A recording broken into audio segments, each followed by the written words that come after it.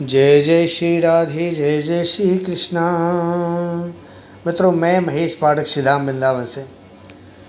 हमारा यूट्यूब का चैनल ज्योतिष सेवा वृंदावन आपकी सेवा में सदैव तत्पर रहता है। उसी चैनल के माध्यम से मैं अपने सभी प्रिय दर्शकों का स्वागत करता हूं। आप सभी का मेरे चैनल पर हार्दिक अभिनंदन है। मित्रों, आज की बात करते हैं। हमारी कुंडली में 12 भाव होते हैं। पहले भाव को लगन कहते हैं, द्वितीय भाव को धन भाव कहते हैं, तृतीय भाव को पराक्रम भाव कहते हैं, चतुर्थ भाव को सुख भाव कहते हैं, पंचम को संतान का भाव कहते हैं, छठे भाव को रोग का भाव कहते हैं, सप्तम भाव को पति पत्नी का भाव कहते हैं, अष्टम भाव को मृत्यु का भाव कहते हैं, नवम भाव को भाग्य कहते हैं, दसम भाव राज्य भाव होता है, कर्म का भाव होता है, एकादश भाव को लाभ का आय का भाव कहते हैं, और द्वादश भाव की जो व्याख्या करते हैं वो होता है व्यय भाव के रूप में, यानी खर्चे के रूप में। प्रथम भाव अथवा लगन कुंडली हमारे कुंडली में बहुत ज़्यादा सर्वाधिक महत्वपूर्ण भाव होता है कुंडली, लगन कुंडली का। लगन ही समस्त भावों का ध्रुव केंद्र है। लग्न राशि का स्वामी लग्नेश ही कुंडली का स्वामी माना जाता है, उसको इस कुंडली का अधिपति कहते हैं। लग्नेश एवं लग्न राशि के जातक से उसके शारीरिक गठन, उसका व्यक्तित्व, वेशभूषा, आकृति, स्वास्थ्य, आचरण, उसकी कृशता, पुष्टता, स्थूलता, रंग, रूप, गुण, स्वभाव आदि का अध्ययन किया जाता है। लगन भाव में विभिन्न ग्रह विभिन्न विचारों का प्रतिनिधित्व करते हैं। यदि कोई ग्रह लगन में हो या लगन को देख रहा हो तो उस ग्रह से संबंधित तत्व उस जातक में विशेष प्रबल होते हैं। जो भी ग्रह लगन में बैठता है या लगन पर दृष्टि डालता है, उस ग्रह का भी प्रभाव लगन के ऊपर आ जाता है और उस व्यक्ति के ऊपर भी आ जाता है जिसकी वो लगन होती है। अब हमारे नवग्रह मंडल में 9 ग्रह होते हैं, सूर्य से लेकर के राहु केतु तक। इन नवग्रहों का प्रभाव भी लगन के ऊपर अलग अलग तरीके से पड़ता है। उसी के बारे में आज आपसे बात करते वाले हैं कि लगन को कोई ग्रह देखे या लगन में कोई ग्रह बैठता है तो उसका क्या प्रभाव व्यक्ति के व्यक्तित्व के ऊपर, विचारों के ऊपर होता है। उसी के बारे में आज बात करते हैं। आपके सामने स्क्रीन पर जो चार्ट आ रहा है, उस चार्ट में जो पहला भाव है जहाँ 1 नंबर लिखा हुआ है, वो 1 नंबर की लगन नहीं है, वो लगन को 1 नंबर दिया हुआ है हमने कि वो पहला भाव होता है 1 नंबर का। वहाँ पर अगर कोई ग्रह बैठता है तो क्या प्रभाव देगा। तो सबसे पहले बात करते हैं हम ग्रहों के राजा सूर्य की, कि ग्रहों के राजा सूर्य अगर आपके 1 नंबर भाव में, ये भाव हैं कोई राशि नहीं है, ध्यान इस चीज़ का ध्यान करना। आप अगर 1 नंबर भाव में अगर कोई भी ग्रह बैठता है तो क्या प्रभाव देगा। पहले सूर्य की बात करते हैं। यदि लगन में सूर्य उच्च राशि का हो, मित्र राशि का हो या स्वराशि का हो, तो ऐसा जो सूर्य है, ऐसा जो जातक को महत्वाकांक्षी बनाता है, प्रभुत्व प्राप्त करने वाला, शरीर से मजबूत होगा, मजबूत उसकी हड्डियां होंगी और सब पर अधिकार जताने वाला, यशस्वी, लंबे कद का, तथा ऐसा जो जातक होता है वो धनवान होता है, धनी होता है। क्योंकि सूर्य हमेशा आपने देखा होगा लगन का कारक होता है। पीछे हमने कारक भाव की कुंडली भी बहुत बनाई है, कई सारे वीडियो हमने अपलोड किए हैं, तो आप वहाँ देखिए, उसके आपको लिंक भी देते हैं कि लगन का जो कारक होता है सूर्य होता है। और सूर्य अगर अपने कारक भाव में बैठता है तो जातक को बहुत अच्छा धन लाभ कराता है। यदि सूर्य यहाँ नीच का हो, तुला राशि में बैठा हो, तो ऐसा जो जातक है, या तुला लगन हो 7 नंबर की और वहाँ पे सूर्य बैठा हो, तो ऐसा जो सूर्य है जातक को धनहीन बनाएगा, दुर्बल बनाएगा, ईर्ष्यालु बनाएगा, क्रोधी और नेत्र रोगी बनाता है। कर्क राशि का सूर्य लगन में होता है तो जातक की दृष्टि कमज़ोर होगी। सूर्य से लगन में स्थित होने पर जातक के सिर पर बाल कम होंगे। यदि जल राशि में सूर्य लगन में हो तो स्त्रियों से इसकी आसक्ति ज़्यादा होती है। और विशेषतः अगर मीन राशि में सूर्य बैठा हो लगन में तो ये प्रभाव यहाँ बहुत ज़्यादा देखने को मिलता है। अगर मित्र राशि में सूर्य लगन में विद्यमान हो तो जो ऐसा जातक होता है उदार होता है, स्वाभिमानी होता है, ऊंचे विचारों का होता है, दृढ़ निश्चयी होता है तथा ऐसा शूरवीर होता है। तीसरा और 15 वर्ष में ऐसे जातक को शरीर से थोड़ा कष्ट महसूस होता है। तो सूर्य का आपने भाव देखा कि जब प्रथम भाव में सूर्य बैठता है तो किस प्रकार वो जातक का व्यक्तित्व को निखारता है। अब 1 नंबर भाव में, ये तो हमने आपको सूर्य का फल बताया, अगर चंद्रमा बैठा हो तो चंद्रमा का फल क्या होगा। देखिए, चंद्रमा हमारी कुंडली के अंदर, हमारे ज्योतिष शास्त्र के अंदर इसको रानी का पद प्राप्त है। सूर्य को राजा का और चंद्रमा को रानी का पद प्राप्त है। और चंद्रमा हमारे मन का कारक है। शास्त्रों में कहा हुआ है कि चंद्रमा मनसो, तो चंद्रमा मन जैसा है, मन का कारक है। और चंद्र जैसा ग्रह अगर किसी के लगन में बैठता है तो उसको वो क्या प्रभाव देगा। यदि लगन में चंद्रमा मेष, वृष और कर्क राशि में हो अथवा शुभ युत या शुभ दृष्ट हो, किसी अच्छे ग्रह से देखा जाता हो या अच्छे ग्रह के साथ युति बना के बैठा हो, तो जातक उदार होगा, सुंदर होगा, धनी होगा, भोगी होगा, गुणवान होता है, कल्पनाशील होते हैं और दृढ़ मानसिक शक्ति से युक्त होते हैं। ऐसे जो जातक हैं वो शास्त्रों के ज्ञाता होते हैं, आधुनिक विचारों का अन्वेषक होता है। और ऐसे जो जातक हैं वो घूमने फिरने के बहुत ज़्यादा शौकीन भी मिलेंगे, मिलनसार होते हैं, मधुरभाषी तथा बुद्धिमान होगा। यदि लगन में चंद्रमा कृष्ण पक्ष का शत्रु राशिस्थ, पाप युक्त या पाप दृष्ट हो तो जातक प्रवासी, अस्थिर बुद्धि, बिलासी, डरपोक, बहुत बोलने वाला, निर्बल, रोगी, व्याकुल, उन्मत्त तथा सदैव चिंताग्रस्त रहने वाला होगा। यदि चंद्रमा राहु के साथ लगन में हो तो जातक उन्माद रोग से ग्रस्त रहता है। जातक को हमेशा भय सताता रहता है, क्योंकि चंद्रमा राहु के साथ बैठने से एक तरह से चंद्रमा को ग्रहण लगता है। और जब चंद्र को ग्रहण लगता है तो चंद्रमा मानसिक अशांति पैदा करता है। शनि के साथ हो तो उसको चिंता रहती है, मंगल के साथ हो तो क्रोधी स्वभाव हो जाता है और हठी हो जाता है। और अगर चंद्रमा अकेला ही लगन में बैठा है और मेष राशि में बैठा हुआ है तो ऐसा चंद्रमा थोड़ा जल से डरने वाला होता है, ऊंचाई से डरने वाला होता है, जल से डरने वाला और ऊंचाई से भी भय खाने वाला होता है। 15वें वर्ष में यात्रा और 27वें वर्ष में ऐसे जातक को सुख मिलता है। ये आपको हमने चंद्रमा का प्रभाव बताया कि चंद्रमा लगन में हो तो क्या प्रभाव देता है। बात करते हैं मंगल की। मंगल अगर किसी का लगन में बैठा हो, 1 नंबर में बैठा हो, तो पहली बात तो ये है कि 1 नंबर में बैठ के जो जातक है वो मांगलिक हो योग दिखाएगा। क्योंकि जो मंगली योग बनता है वो मंगल अगर पहले भाव में हो, दूसरे भाव में हो, चौथे भाव में हो, सप्तम में हो, अष्टम में हो या द्वादश में हो, इन भावों में मंगल बैठेगा तो मांगलिक योग बनाता है। स्वराशि का हो, उच्च राशि का हो, अगर लगन में मंगल है तो मंगल दोष युक्त नहीं होता है। ऐसे मंगल को दोष नहीं लगता है। अगर मंगल स्वराशि का है, उच्च राशि का है, ऐसे मंगल को मांगलिक का दोष नहीं लगता है।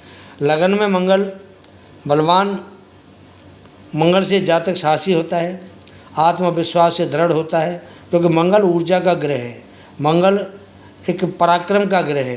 तो ऐसे जो जातक होते हैं वो दृढ़ इच्छा शक्ति वाले होते हैं, उद्यमी मिलेंगे आपको, स्वतंत्र विचारों का धनी होता है। वृद्धावस्था में भी ऐसे जातक हैं वो आपको जवान दिखाई देते हैं जिनका मंगल लगन में बैठा होता है। पुष्ट शरीर होगा, शत्रु दमन करने वाला होता है, यशस्वी, वाद विवाद में विजयी, पुलिस या सेना में ऐसा जो जातक है पद को प्राप्त करने वाला होता है। अगर नीच का मंगल हो, नीच का मंगल कर्क राशि में होता है, अगर नीच का मंगल हो या किसी शत्रु की राशि में मंगल बैठा हुआ हो और निर्बल मंगल अगर निर्बल हो, उसमें बल कम हो, तो ऐसा जो मंगल है वो जातक को क्रोधी बनाता है। शरीर पर कहीं न कहीं चोट या घाव खाने वाला होता है। उसके खून और चमड़ी के विकार कोई न कोई जरूर उसको शरीर में होते हैं।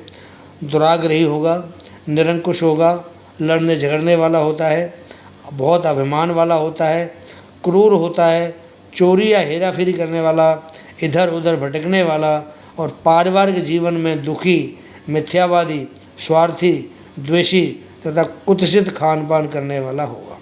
ऐसे जो बच्चे होते हैं, जो जातक होते हैं, इनको शुरुआत के 5वें वर्ष में इनको कष्ट होता है अगर किसी जातक की कुंडली में लगन में 1 नंबर भाव में अगर बुध जैसा ग्रह बैठा हो तो उसका क्या परिणाम होता है। बुध लगन में बैठा होगा तो जातक विद्वान होगा, बुद्धिमान होगा, कला कुशल, मेधावी, गणित और वाणिज्य का ज्ञाता होगा, व्यापार के बारे में अच्छी समझ रखता होगा, उत्तम लेख वाला होगा, वाणी बहुत मधुर होगी, बोलने में प्रवीण होगा, मृदु स्वभाव का होगा, विनोदी भी होगा, हंसी मजाक करने वाला भी होगा और यंत्र मंत्र को जानने वाला तथा व्यवहार कुशल होता है।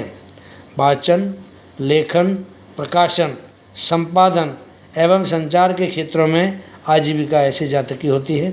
यदि लग्न में बुध प्रबल हो तो व्यापार में भी सफलता ऐसे जातक को अवश्य मिलती है।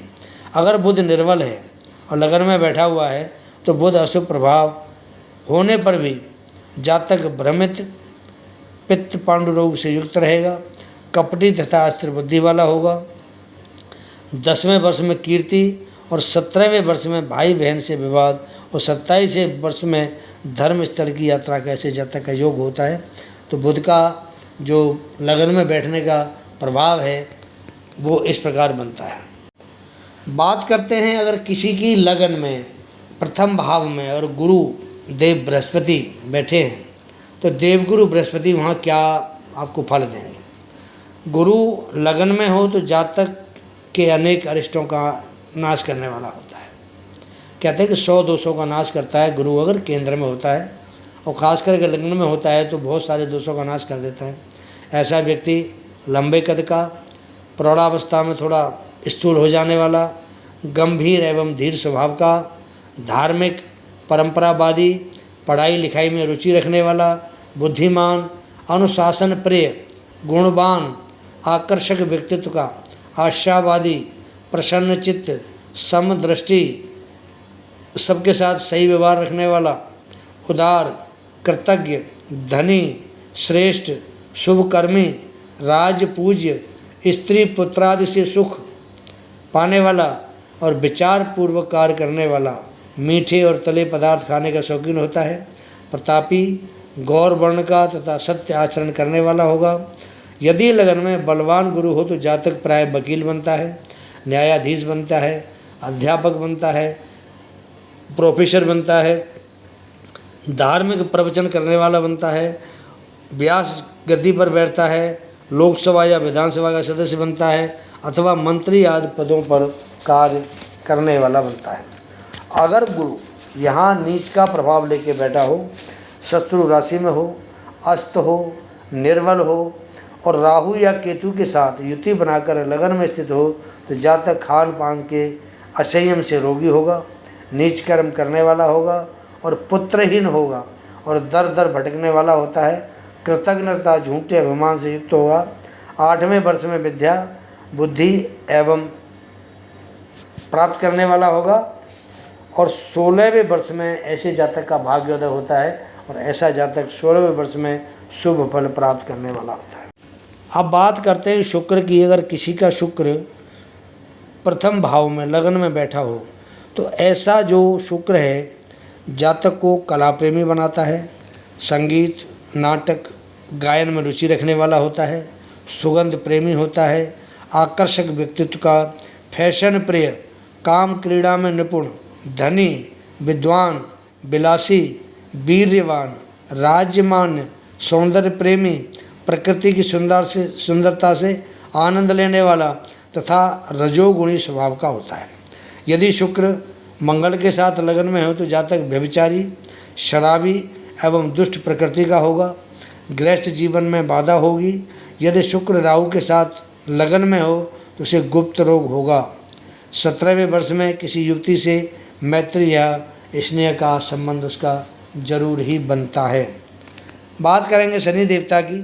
अगर किसी के प्रथम भाव में शनि देवता बैठा हो तो वो शनि देव वहाँ किस प्रकार का आपको अपना प्रभाव देगा। यदि किसी के लगन में शनि स्वराशि में बैठा हो, मित्र राशि में बैठा हो, उच्च का बैठा हो या नवमांश में बलवान होकर तो बैठा हो तो जातक शांत, धीर, गंभीर, ग्राम या नगर का स्वामी होता है, नेता बनता है, धन धान्य से युक्त होता है, भाग्यवान होता है, लंबे कद का, पैतृक संपत्ति प्राप्त करने वाला, परिश्रमी, कल्याणकारी, अच्छे कार्य करने वाला, सामाजिक संस्थाओं से जुड़ा होगा।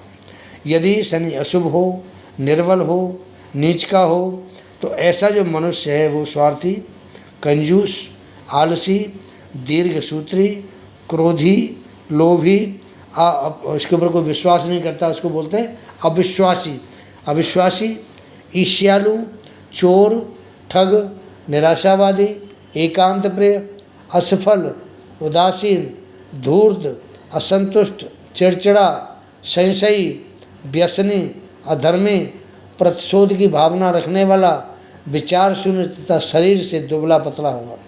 वो सारे कार्य मंद गति से करेगा, दरिद्र और मलिन होगा, वातजन्य व्याधियों से पीड़ित होगा, शरीर में सुस्तता रहेगी, चुक्षी एवं संदेह में पीड़ा रहेगी, और 5वें वर्ष में ऐसे जातक को जन्म के बाद कष्ट झेलना पड़ता है। बात करते हैं राहु की। अगर किसी का राहु जन्म के समय 1 नंबर भाव में लगन में बैठा हो, वहाँ पर स्वग्रही हो, उच्च राशिस्थ हो, शुभ युक्त हो, शुभ दृष्ट हो। राहु का जो स्वग्रही बोला जाता है, कन्या राशि में बताया जाता है कि राहु कन्या राशि में स्वग्रही होता है, और ऐसा राहु जो है मिथुन राशि में उच्च का माना जाता है। शुभ युक्त हो, शुभ दृष्ट हो, तो ऐसा जो जातक है बहुत से भोगों का उपयोग करने वाला, सत्य प्रतिज्ञ, दयावान, पराक्रमी, शस्त्रजयी, व्यावहारिक कार्यों में निपुण, दूसरों के प्रभाव से अपना कार्य सिद्ध करने वाला और राजनीति में सफलता प्राप्त करने वाला होता है। शेष राशियों में स्थित लग्न राहु के प्रभाव से जातक दुष्ट स्वभाव का, ठग, शिरोवेदना से युक्त, कामी, झगड़ालू, मिथ्याचारी, स्त्री एवं पुत्र के सुख से वंचित, चुगलखोर, अधार्मिक, रोगी, क्रूप, आलसी तथा दुखी होगा। ऐसे जातक को भी, ऐसे बच्चे को भी 5वें साल में कष्ट प्राप्त होता है। बात करेंगे, आखिरी ग्रह होता है केतु महाराज। अगर किसी का लगन में केतु बैठा हो, स्वग्रही हो, उच्च राशि में हो, शुभयुक्त हो, केतु शुभग्रही माना जाता है मीन राशि के अंदर, और उच्च का माना जाता है धनु राशि के अंदर।